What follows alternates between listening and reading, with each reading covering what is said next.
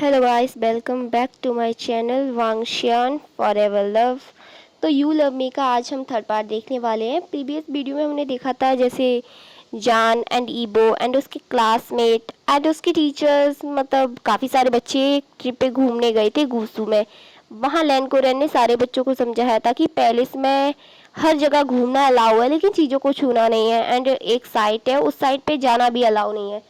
लेकिन जाने क्यों जान को जब उसने उस साइड को देखा, मतलब उस तरफ देखा, तो उसे पता नहीं क्यों उसे थोड़ा अजीब लगा, जैसे उस तरीके से कोई लगाव एंड बहुत सारी आवाज़ें उसे ऐसा लग रहा था जैसे कोई बुला रहा हो, एंड वो उस साइड जाने लगा जैसे किसी ने उसे हिप्नोटाइज कर लिया है। एंड तभी ईबो से पीछे से आवाज़ देता है जान, लेकिन वो उसे सुनता ही नहीं है, जैसे उसे इग्नोर कर देता है। एंड तभी ईबो से अपनी तरफ पकड़ के खींचता है। एंड जान बोला ईबो ये क्या हरकत है, लेकिन ईबो बोला तुम उस साइड क्यों जा रहे हो। जान ने का पता नहीं, ये क्या कि जान वहाँ से चला गया, उसने उसे पूरी तरह से इग्नोर किया। एंड वो सारे लोग ऐसे पूरी घूमे पूरे दिन। एंड शाम के टाइम वो सारे लोग अपने अपने कैंप में लेटे हुए थे। एंड जान एंड सुयांग वो अपने कैंप में लेटे हुए थे। तभी जान को पता नहीं क्यों अजीब सा लग रहा था, ऐसे जैसे कोई उसे बुला रहा हो बाहर से। एंड वो बाहर से आ रहा था, तो वो बाहर अपने कैंप से निकल के जाता है। तभी उसकी नज़र उस साइड जाती है जहाँ वो रूम बना हुआ था, जहाँ जाना अलाउ नहीं था। पता नहीं क्यों उसे उस रूम से थोड़ा अटैचमेंट फील हो रहा था, एंड वो उस साइड जाने लगता है। लेकिन तभी पता नहीं कोइंसिडेंटली ईवो भी अपने कैंप से बाहर आता है, लेकिन उसने जान को जब उस साइड जाते हुए देखा तो वो उसे रोकने के लिए उसके पीछे जाता है। एंड तब तक जान उस रूम का डोर ओपन करके उस रूम में जा चुका था। तभी जान ने उस रूम का डोर को ओपन किया, एंड उसने जब रूम ओपन किया तो उस रूम से काफ़ी ठंडी हवा उसे छूकर निकली, जिससे वो बिल्कुल स्टेप हो गया। एंड फिर वो अंदर जाता है। तभी ईवो भी पीछे पीछे आ गया था, एंड ईवो ने उसे पकड़ के अपनी तरफ खींचा और कहा जान ये क्या हरकत है, तुमसे मना किया था ना सर ने कि इस साइड आना नहीं है। तभी जान बोला तुम्हें क्या प्रॉब्लम है, तुम बार बार मेरे पीछे क्यों आ रहे हो ईवो, मैं यहाँ आया हूँ ना, सर मुझे पनिश करेंगे, तुम्हें इतनी ज़्यादा प्रॉब्लम क्यों हो रही है। ईवो कहता है तुम्हें समझाना ही बेकार है। एंड इसी लड़ाई झगड़े में ईवो के हाथ से वहाँ पे टेबल पे रखी हुई एक मूर्ति स्टैचू था, वो गिर जाता है। एंड उसके गिरने से वहाँ पे एक सीक्रेट डोर ओपन हो जाता है, वहाँ पे एक अंदर रूम था। एंड जान और ईवो ये देखो पूरी तरीके से शॉक रह गए थे, क्या इस रूम के अंदर एक और रूम है। जान कहता मुझे इसके अंदर देखना है, लेकिन ईवो से रोक रहा होता है, लेकिन जान उसकी एक नहीं सुनता और उस रूम में चला जाता है। एंड वो उस रूम में जाकर पूरी तरीके से शॉक रह जाता है। एंड जब ईवो उसके पीछे पीछे उस रूम में आता है तो वो भी पूरी तरीके से सदमे में चला गया था। एंड 1-2 मिनट बाद वो दोनों होश में आए, क्योंकि उस पूरे रूम में 2 पर्सन की फ़ोटो लगी हुई थी, मतलब बनी हुई थी 2 पर्सन की फ़ोटोज़, जो ईवो एंड जान के फेसेस बिल्कुल टू कॉपी लग रहे थे। लेकिन उन्होंने, एक ने ब्लैक क्लॉथ पहन रखे थे जो जान के जैसा दिख रहा था, एंड जिसने वाइट क्लॉथ पहन रखे थे वो ईवो के जैसा दिख रहा था। और एंड उनके हेयर्स काफ़ी ज़्यादा लॉन्ग थे।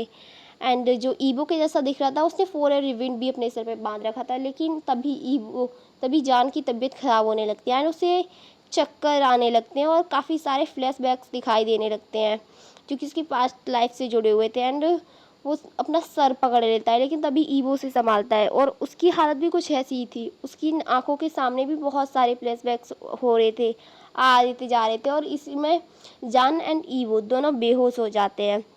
एंड अब हमारी स्टोरी यहाँ से पास्ट में आने वाली है।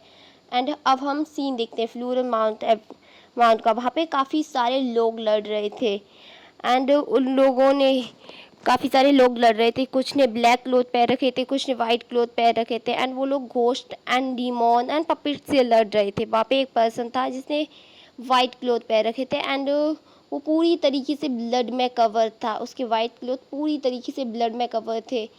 एंड वो काफ़ी ज़्यादा घायल था, फिर भी वो लड़ रहा था। एंड थोड़ी देर में वो सारे पपेट एंड डीमॉन्स वहाँ से जा चुके थे।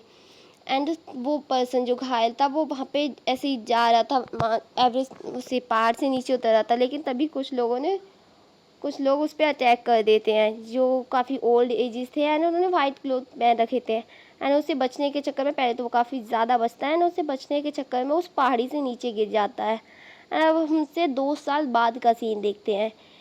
एक फील्ड, एक ग्राउंड जहाँ पे शायद कोई प्रतियोगिता चल रही होगी। एंड वहाँ पे एक पर्सन था जिसने वाइट क्लोथ पहन रखे थे एंड उसके फोरहेड पे रिबन बड़ा बंधा हुआ था। वो उस प्रतियोगिता को जीत जाता है। वहाँ पे कुछ लोग अंदर खड़े हुए थे, उन्होंने उसे एक बॉक्स दिया जिसमें शायद क्रिस्टल बॉल्स थी एंड वो उसे ले लेता है एंड वहाँ से जाने लगता है। तभी पीछे से कुछ लोग जो आपस से बातें कर रहे थे कि गूसू के एम्परर कितनी सालों से उस विभूषियान को ढूंढ रहे हैं, जबकि वो इतना बुरा था, उसकी वजह से कितने सारे लोगों की जान चली गई। लेकिन लान वांगजी जो सारी बातों को इग्नोर करता है एंड वहाँ से चला जाता है। एंड अब हम उसके रूम का सीन देखते हैं। वो जब उस बॉक्स को ओपन करता है तो उसमें काफ़ी सारे क्रिस्टल वॉल्स थे। फिर उन क्रिस्टल वॉल्स को वो हाथ में लेता है एंड कुछ स्पेल्स पढ़ता है एंड फिर वो वहाँ से डिस्पेयर होकर एक अजीब सी जगह पर पहुँच जाता है जहाँ पे पूरा ब्लैक रूम था एंड वहाँ पे काफ़ी सारा ब्लैक स्मोक था और वहाँ पे एक चोर रखा हुआ था। उस पर एक पर्सन बैठा हुआ था जिसने ब्लैक क्लोथ पहन रखे थे एंड उसके फेस पे एक ब्लैक कलर का मार्क्स भी था एंड उसका ऑरा बहुत ज़्यादा पावरफुल एंड डरावना लग रहा था। एंड लान वांगजी जो उसकी तरफ बढ़ रहे थे एंड उसकी तभी एक ब्लैक स्मोक काफ़ी ज़ोर से आता है एंड उन्हें वहाँ से पुश कर देता और इससे वो डायरेक्ट अपने रूम में आकर फिर से अपेयर हो जाते हैं। लेकिन वो उनके माउथ से ब्लड आने लगता है, वो इतनी ज़ोर से उन्हें लगा था। तभी वहाँ पे उनका फ्रेंड सुयांग आ जाता है और वो पूछता है आप ठीक है ना एम्परर। वो कहता है मैं ठीक हूँ, मुझे लगता है वही बीइंग था एंड मैं उसे ढूंढ लूँगा। अब हम यहाँ से लगभग एक हफ्ते बाद का सीन देखते हैं। वहाँ पे एक कंपटीशन होने वाला था एंड वहाँ पे काफ़ी सारे क्लान के लोग आए हुए थे, जिन क्लान, वेन क्लान, गूसू एंड अभी एक नया क्लान जो वहाँ पे आया था उसका नाम था हीलिंग। वहाँ के भी लोग आए हुए थे एंड वहाँ के एम्परर हीलिंग पैट्रिका, जिन्हें लोग कोल्ड हार्टेड पर्सन के नाम से भी जानते थे क्योंकि उनके अंदर शायद दिल ही नहीं था। वो कभी भी किसी के लिए किसी तरह की फीलिंग नहीं रखते थे एंड उनकी लिस्ट में माफ़ी नाम की चीज़ तो थी नहीं, छोटी मोटी गलतियों के लिए भी। एंड वहाँ पे वो भी आए थे, उन्होंने ब्लैक क्लोथ पहन रखे थे एंड उसके फेस पे एक मार्क्स भी रब कर रखा था एंड वो बिल्कुल वही पर्सन था जिससे ईबोन ने मतलब जान ने अपने फेस अपने उसमें देखा था। तो अब वो वो बोलते हैं हीलिंग पैट्रिका जो अपनी उनसे बोलते हैं कि उन्हें सारे क्लान्स को जीतने देना है सिवाय गुसू को छोड़ के, हमें गुसू को हराना होगा। वो अपनी एक सिपाही वेंटिंग और वेंचिंग से बोल रहे थे। वो लोग हाँ में सिर हिलाते हैं एंड वो लोग अपनी अपनी तरफ से कॉम्पिटिशन में उतरते हैं। सबसे पहले वारी थी जिन क्लान की, वहाँ से जिनग्वांग सा थे, उनके साथ वेंचिंग की फ़ाइट होने वाली थी। वेंचिंग जो फाइट स्टार्ट करने से पहले ही हार मान लेती है एंड अपनी तलवार को नीचे रख देती है कि वो हार चुकी है। एंड फिर वैन क्लान की बारी थी एंड वैन क्लान से वेंचिंग लड़ने वाली थी।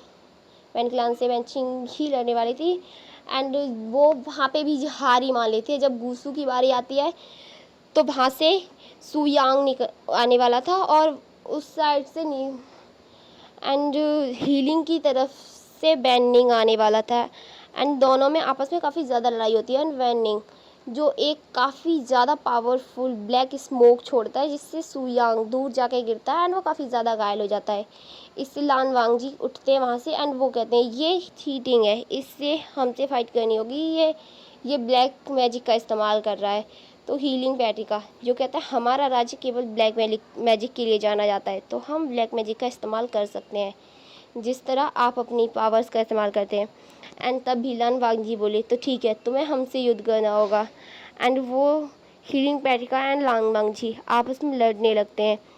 लेकिन हीलिंग पैट्रिका एक बहुत पावरफुल ब्लैक स्मोक छोड़ता है जिससे लान वांगजी उस जहाँ जगह पे वो कंपटीशन हो रहा था वहाँ से नीचे गिरने वाले थे एंड वो हीलिंग पैट्रिका ही उन्हें बचा लेते हैं और उन्हें ऊपर लेके आते हैं। फिर लान वांगजी वहाँ से हार मान लेते हैं एंड वहाँ से जाने लगते हैं। लेकिन तभी हीलिंग पैट्रिका बोले ये हमारी जीत नहीं है क्योंकि लान वांगजी ने अपनी पूरी पावर्स का इस्तेमाल नहीं किया, ये इस तरह हमारी जीत नहीं होगी। एंड ये बात सुनकर वहाँ पे सारे लोग इम्प्रेस हो जाते हैं कि वाह कितना ये अच्छा है, मतलब जीतने के बाद भी कह रहा है। एंड फिर वो लोग एक अलग वर्ल्ड में उन्हें भेजना होता है जहाँ से उन्हें वो तलवार लानी होती है, क्योंकि इस कॉम्पिटिशन जीतने के बाद तलवार लानी है।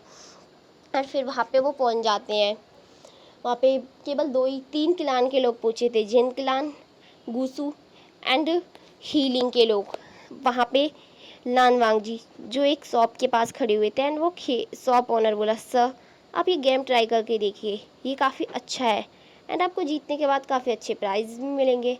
एंड लान वांगजी जो उस गेम को खेलने के लिए वहाँ पे खड़े हुए थे, एंड जैसे ही वो हाथ बढ़ाते तभी हीलिंग पैटिका जो उनका हाथ पकड़ लेता है और बोला, एम्परर लान वांगजी आपको ये नहीं पता, ये एक मैजिकल वर्ल्ड है, तो यहाँ पे लोग भी मैजिकल हैं एंड यहाँ पे लोग डिमॉन भी हो सकते हैं, तो ये गेम खेलिए मत, इससे आपको नुकसान भी हो सकता है।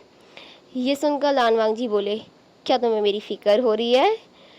तभी हीलिंग बर्ड का बोला, बिल्कुल भी नहीं, हम यहाँ सब उस तलवार को ढूंढने आए हैं, इससे बेटर होगा कि हमें एक दूसरे का साथ दें ताकि हम उस तलवार को ढूंढ सकें जिससे हमारे राज्य एंड हमारे लोगों को खतरा ना हो।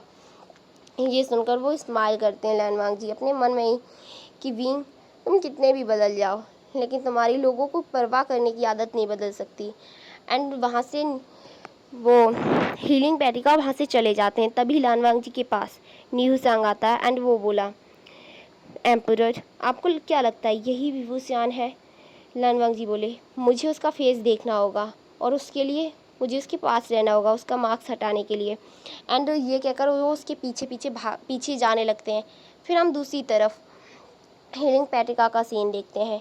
वो अपने साथ आए हुए पर्सन जिसका नाम वेनिंग था, वो उससे बोल रहे थे, क्या तुम्हें पता चला वो डिमॉन किसकी बॉडी में प्रवेश करने वाला है?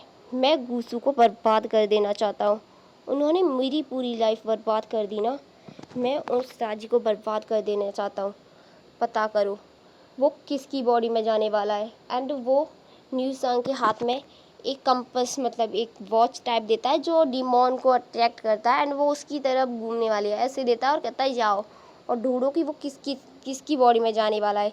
ये सुनकर न्यू सांग वहाँ से उसे लेता है, मतलब लेता वहाँ से चला जाता है। एंड तब तक वहाँ पे लैन वांगजी भी आ गए थे एंड वो उसे पकड़ लेते हैं।